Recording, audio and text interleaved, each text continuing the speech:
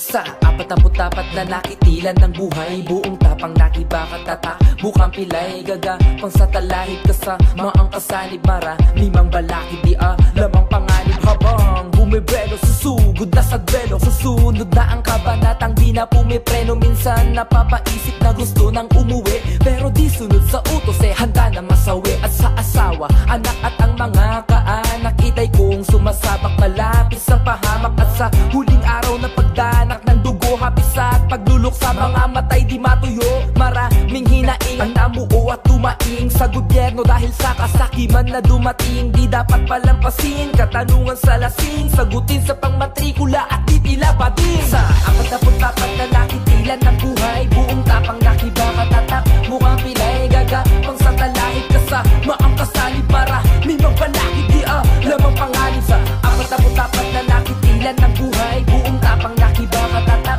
mukhang pilay gaga, pang sa talahib ka sa maang kasalib, para mimang balakid di lamang panganib.